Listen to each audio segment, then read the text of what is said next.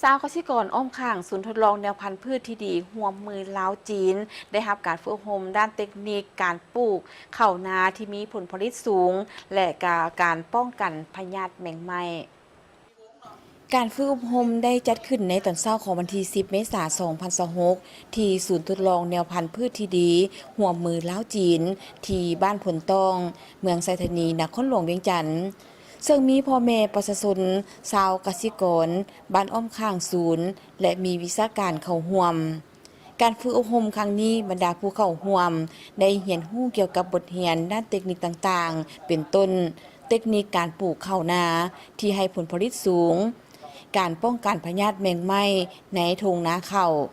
นอกจากบทเรียนด้านการปลูกข้าวและการป้องกันพยาธิแล้วยังได้นำเอาบทเรียนด้านการปลูกพืชเป็นต้น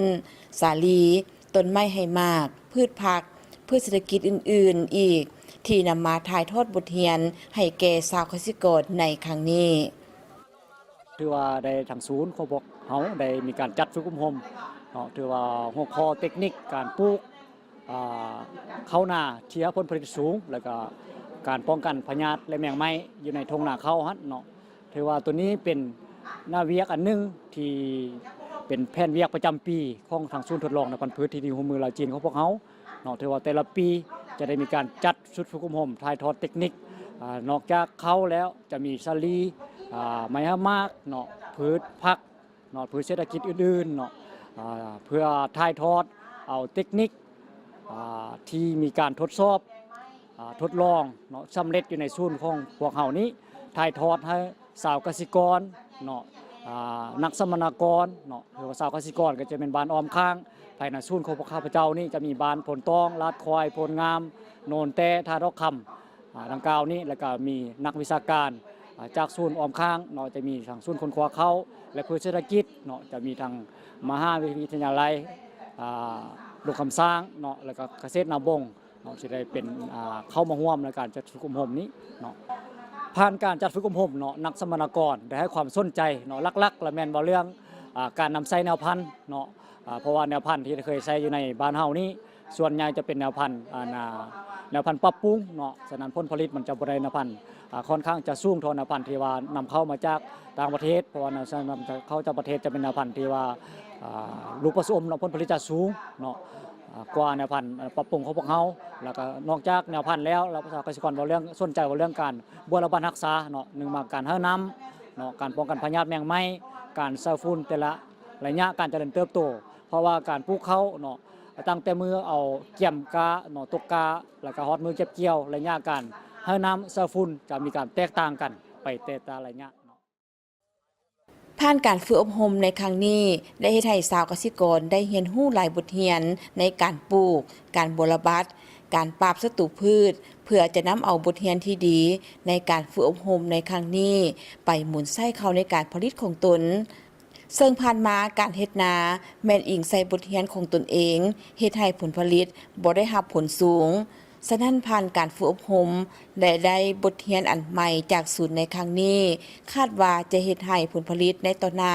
ได้รับผลผลิตสูงกว่าเก่าผ่านการฝึกเข้ามาฝึกอบรมมื้อนี้เนาะเฉพาะบ้านท่าดอกคำนี่ถือว่าได้เข้ามาฝึกอบรมอยู่ในศูนย์พืชที่ดีลาวจีนเนาะมื้อนี้ถือว่าภาคภูมิใจเนาะที่ว่าได้มาฝึกอบรมเพื่อถอนบทเรียนเพื่อเฮาจะเอาไปขยายใส่